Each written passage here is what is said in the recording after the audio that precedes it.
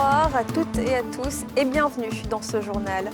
La foire du Made in Côte d'Ivoire s'est ouverte ce mercredi pour sa 3e édition avec toujours le même objectif, valoriser le savoir-faire ivoirien. Le cacao fait en hausse pour la campagne intermédiaire. Le kilo fait fixer à 2200 francs CFA, une augmentation de 22,2%.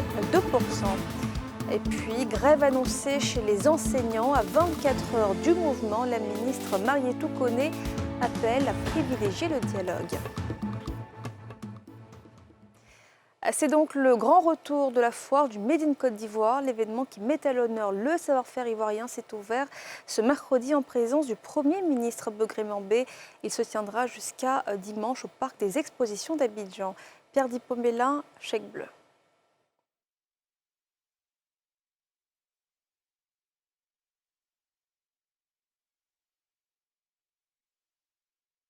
La FOMCI permettra de renforcer la position des entreprises ivoiriennes sur le marché local et international, tout en stimulant la croissance économique.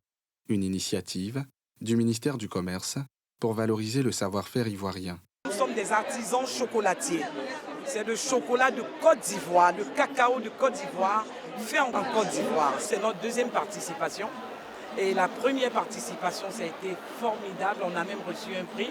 On a aussi vu l'affluence des visiteurs ici qui sont devenus nos clients. Donc c'est une très bonne chose. Justement, donc l'objectif pour nous aujourd'hui, c'est de mettre en avant les produits du terroir en les transformant avec des produits cosmétiques qui seront attirants, avec des belles odeurs, avec des belles compositions. J'attends de la part du FOMCI de me faire connaître, j'attends de la part du FOMCI d'avoir pas mal de ventres qui permettront à plusieurs personnes de parler de nous et de faire d'Aïès une marque ivoirienne ancrée dans les habitudes du quotidien. Je pense que c'est une très bonne initiative parce que ça nous permet d'avoir une certaine visibilité. Ça nous permet aussi de nous confronter, je dirais, à une nouvelle clientèle, mais également d'échanger avec de potentiels entrepreneurs. Pour le commissaire général de la FOMCI, seules les entreprises locales, les plus compétitives et les plus innovantes, pourront s'emparer les bonnes parts du marché. À travers ce thème central de l'événement, qui fera l'objet d'un petit déjeuner débat entre M. le ministre du Commerce et de l'Industrie et les dirigeants des entreprises exposantes, l'attention des producteurs ou transformateurs locaux sera appelée sur l'importance et la nécessité d'intégrer la compétitivité et l'innovation dans leur processus de production, distribution et commercialisation dans le contexte actuel de nos économies où seuls les plus compétitifs et innovateurs se feront les plus belles parts de marché. Le ministre du Commerce a salué la mobilisation de tous les acteurs du secteur et indiqué la nécessité de consommer et valoriser les produits locaux. Pour faire face à ces transformations démographiques dans notre pays et de parvenir à modifier les habitudes de consommation des populations vivant en Côte d'Ivoire et les amener à privilégier les produits locaux dans leurs choix de consommation. La FOMCI offre donc l'occasion de promouvoir tous les produits et services made in Côte d'Ivoire. C'est en réalité la vitrine du secteur privé pour la valorisation de son savoir-faire. Pour le président de l'Assemblée nationale, parrain de l'événement, c'est une question de souveraineté alimentaire. Il nous faut donc conquérir, sinon acquérir, notre souveraineté alimentaire. Cette souveraineté alimentaire est donc devenue aujourd'hui un objectif pressant pour notre pays, à l'instar de tous les États ayant une forte dépendance de l'importation des produits de grande consommation. Cette souveraineté nous invite à produire ce que nous consommons et consommer ce que nous produisons. Cette démarche inclut donc la priorité donnée à la production locale de nos produits dans toute leur diversité pour répondre aux besoins de consommation de notre population. Cap sur la compétitivité et l'innovation, c'est le thème central de cette 3e édition de la foire du Made in Côte d'Ivoire. Bonne nouvelle pour les producteurs, le prix du kilogramme de cacao pour la campagne intermédiaire est fixé à 2200 francs CFA. L'annonce a été faite par le ministre Kobedan Kwasi Adjoumani et en présence de nombreux producteurs et membres de la presse. Les détails de Salif Alekwe et de Kimo Eric. Le kilogramme de cacao bien fermenté, bien trié et bien séché est fixé à 2200 francs. Telle est l'annonce faite ce matin à Abidjan Plateau par le ministre d'État, ministre de l'Agriculture, du Développement rural et des productions vivrières. Quant au prix du cacao, pour la campagne de commercialisation intermédiaire 2024-2025. J'invite les acteurs, tous les acteurs, au respect de ce prix minimum garanti et appelle le Conseil du café cacao au renforcement des dispositifs de surveillance et de contrôle tant à l'intérieur du territoire national qu'à nos frontières. À cette occasion, Kobedan Kwasi Adjoumani avait à ses côtés d'autres membres du gouvernement, notamment les ministres en charge de l'emploi et de la protection sociale, Maître Adama Kamara, et celui en charge de la santé, de l'hygiène publique et de la couverture maladie universelle, Pierre Damba. Un chèque d'un montant de 952 millions de francs CFA a été remis à la Caisse nationale d'assurance maladie, afin de couvrir les frais et cotisations de tickets modérateurs des producteurs de café cacao, détenteurs de la carte couverture maladie universelle, à l'initiative du chef de l'État ivoirien, Alassane Ouattara. C'est une révolution sociale déterminante et historique qu'il faut saluer à sa juste mesure. Ce partenariat avec le Conseil Café Cacao a été rendu possible par un travail technique exemplaire, conduit avec sérieux et patriotisme par les équipes de la Sénam et du Conseil Café Cacao. Des annonces saluées par les producteurs. Quand on nous parlait de système stabilisé, on n'y croyait pas. Ce que nous gagnons aujourd'hui en Côte d'Ivoire, ce que le planteur ivoirien gagne, c'est vraiment extraordinaire. C'est une immense joie parce que depuis des décennies, c'était vraiment difficile pour les producteurs d'avoir un prix rémunérateur. Aujourd'hui, avoir 2200, c'est un soulagement. Ça va permettre aux producteurs d'avoir plus de revenus pour mieux s'occuper de sa famille. La culture du cacao représente entre 15 et 20% du PIB en Côte d'Ivoire. La Côte d'Ivoire est le premier producteur mondial, avec plus de 45% de la production mondiale. À quelques heures d'un mouvement de grève dans l'éducation et la formation, à l'appel de plusieurs syndicats qui dénoncent des revendications restées sans réponse, la ministre Marietou Koné a tenu une conférence de presse ce mercredi. Elle invite les enseignants à privilégier la voie du dialogue. Le reportage de Faltia Koulibaly et de Zécré Joseph. Un groupe de syndicats du secteur éducation-formation a lancé un mot d'ordre de grève pour les 3 et 4 avril prochains. Leur principale revendication, l'octroi d'une prime incitative aux enseignants de l'éducation nationale et ceux de la formation professionnelle. Face à ce mot d'ordre, la ministre de l'Éducation nationale et de l'alphabétisation a convoqué une rencontre avec les fêtières syndicales. Objectif de ce cadre d'échange, trouver un terrain d'entente et éviter la paralysie du système éducatif. Nous n'avons pas le droit, par la perturbation de l'environnement scolaire, de rater notre ambition de relever le défi de l'évaluation du PASSEC 2024. L'éducation, sève nourricière du développement, est en péril. Il n'y a aucune hésitation, aucun calcul à faire.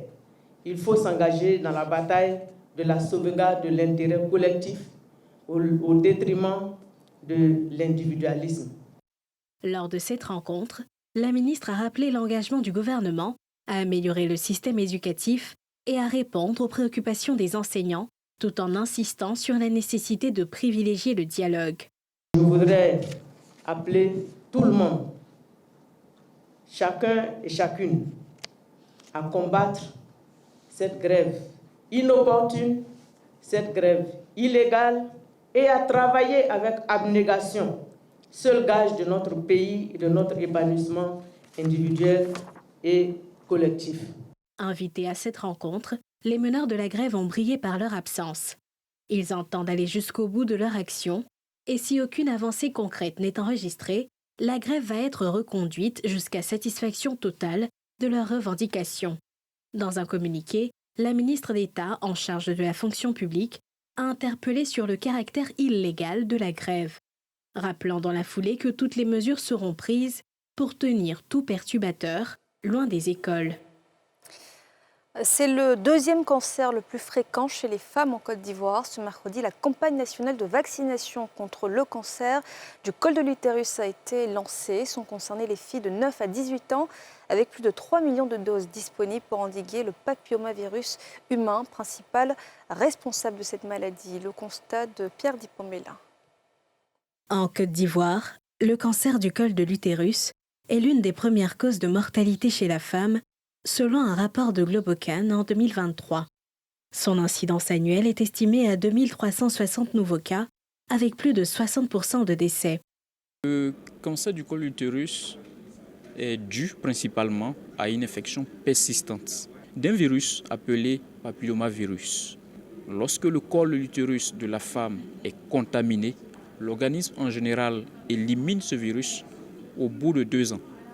Et il arrive que devant certaines circonstances, ce virus persiste dans l'organisme de la femme, entraîne des lésions successives appelées lésions précancéreuses, asymptomatiques pour la plupart, qui, non dépistées, non prises en charge de manière adéquate, évoluent vers le cancer du col de l'utérus au bout de 15 voire 20 ans. Comme riposte, le ministère de la Santé, de l'Hygiène publique et de la couverture maladie universelle a mis en place un plan d'élimination du cancer du col de l'utérus à travers la campagne nationale de vaccination multi-âge des filles de 9 à 18 ans contre le HPV, humain papillomavirus. On commence par la communication, donc communication de masse et communication de proximité avec les 160 radios de proximité. Nous avons utilisé aussi la stratégie de communication gouvernementale avec le corps préfectoral, les administrateurs, pour que le message soit bien perçu au niveau de la cible. La campagne a été lancée ce mercredi à Yamoussoukro par le ministre de la Santé, de l'Hygiène publique et de la couverture maladie universelle. Depuis 2019, le vaccin contre le cancer du col de l'utérus est disponible dans notre pays pour les jeunes filles de 9 à 18 ans. Plus de 600 000 jeunes filles sont vaccinées chaque année depuis 2019, soit un total de 2 159 206 à ce jour. Une grande opportunité nous est donc donnée de protéger nos générations futures en leur offrant un avenir meilleur en santé. Pour cette campagne qui se déroulera du 7 au 13 avril 2025 sur toute l'étendue du territoire national, ce sont 3,5 millions de doses de vaccins qui ont été obtenues pour la vaccination de toutes les filles de 9 ans et rattraper les filles de 10 à 14 ans non prises en compte lors de l'introduction du vaccin. Au fil des années, Air Côte d'Ivoire, la compagnie aérienne nationale gagne du terrain dans le ciel, ouverte avec 2 avions. Elle en compte aujourd'hui 12 et le dernier a été réceptionné ce 1er avril, comme nous le montre ce reportage signé Nadja Edja et Cheikh Bleu. Il est 23h10, ce mardi 1er avril. Sur le tarmac de l'aéroport Félix Houphouët-Boigny se pose un Airbus A319 équipé de 16 sièges en classe affaires et 96 sièges en classe économique. C'est le 12e aéronef de la compagnie aérienne nationale Air Côte d'Ivoire. À bord de l'avion, un équipage avec à sa tête le pilote principal, Tanoé. C'est un avion moderne qui est équipé d'équipements de dernière génération. Et sur le plan technique, on n'a eu aucun problème. De Johannesburg jusqu'à Abidjan, l'avion s'est bien comporté. On n'a vraiment pas eu de difficultés. Le vol s'est passé de manière impeccable. Avec cette acquisition, la compagnie aérienne prévoit renforcer la fréquence de ses vols. Il s'agit précisément d'établir une parfaite connexion entre ses 21 dessertes via son hub d'Abidjan, de planifier des arrivées en fin de journée en Afrique centrale et côtière, de créer de nouvelles connexions avec des horaires mieux adaptés et de programmer 2 vols aller-retour la même journée vers certaines destinations. Avec cet appareil, c'est plutôt même à très court terme, parce que je pense qu'il va commencer à voler dès la semaine prochaine. Si vous regardez le programme d'Air Côte d'Ivoire, aujourd'hui, pour un petit rappel, nous desservons tous les pays d'Afrique de l'Ouest et du Centre, à l'exception de 4. Aujourd'hui, avec cette machine, ce que nous allons faire, c'est de faire des vols dans certains pays 2 fois par jour. Je prendrai le cas de Dakar. Vous pourriez partir ici le matin, travailler à Dakar et rentrer le soir. Vous pourrait faire la même chose à Cotonou, à Ouagadougou. Donc incontestablement, nous allons devenir le leader et la personne qui dicte le déplacement en Afrique de l'Ouest et du Centre. Pour le président du conseil d'administration de l'entreprise, la réception de ce nouvel avion prouve le bon envol pris par la compagnie malgré un décollage difficile. C'était un grand jour pour nous parce que nous sommes partis avec 2 avions au départ que nous avons eu du mal à avoir parce qu'on sortait de la crise et ma foi, les banques ne voulaient pas nous soutenir. Aujourd'hui, c'est le 12e avion. Vous voyez, c'est quelque chose d'extraordinaire. Et en plus de ça, comme vous avez pu constater, c'est un équipage ivoirien. Sur l'année 2025, Air Côte d'Ivoire ambitionne recevoir 4 aéronefs. Cette acquisition est la première de la série. Le nouveau programme des vols de Air Côte d'Ivoire entrera en vigueur le 21 avril 2025, en prélude au lancement des vols intercontinentaux de la compagnie. Bientôt fini les motos et tricycles sur le boulevard Félix Houphouët-Boigny. La direction des transports l'avait annoncé et maintenant on y est. Ces jours-ci, des équipes sont sur le terrain pour installer les panneaux de signalisation. Le directeur Oumar Sako est clair, l'interdiction entre en vigueur très prochainement. Moussa Nikema, Karine Kassi.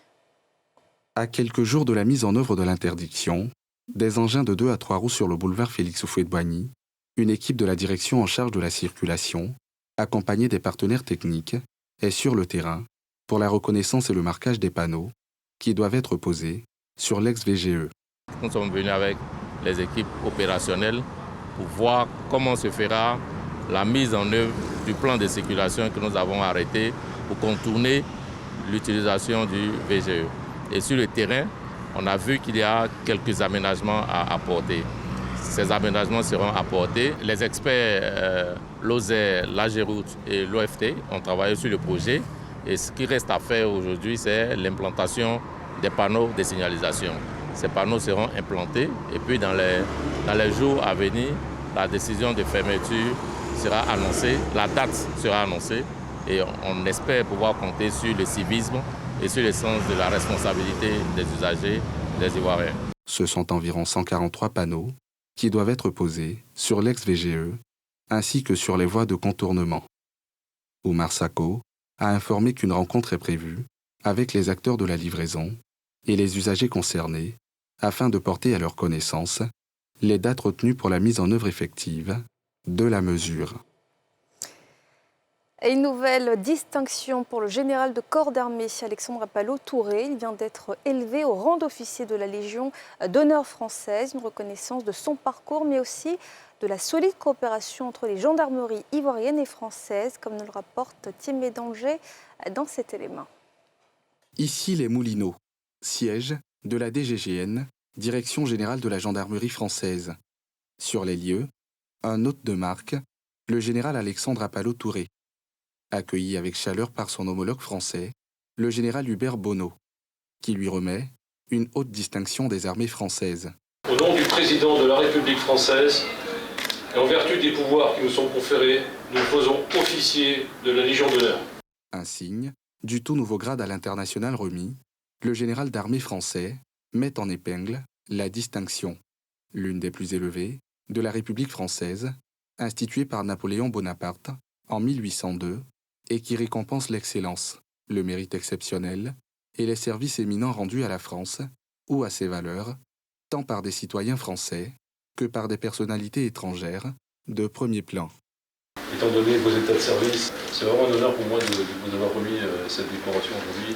Et je vous redis toute ma fierté, mon général, d'avoir pu vous la remettre aujourd'hui. À ce geste fort et symbolique, qui illustre de la solidité du partenariat entre les maréchaussées ivoiriennes et françaises, s'ajoute un autre, le choix du tout nouveau officier de la Légion d'honneur française, en tant qu'orateur, devant les auditeurs du cours supérieur de l'enseignement militaire, de la gendarmerie française.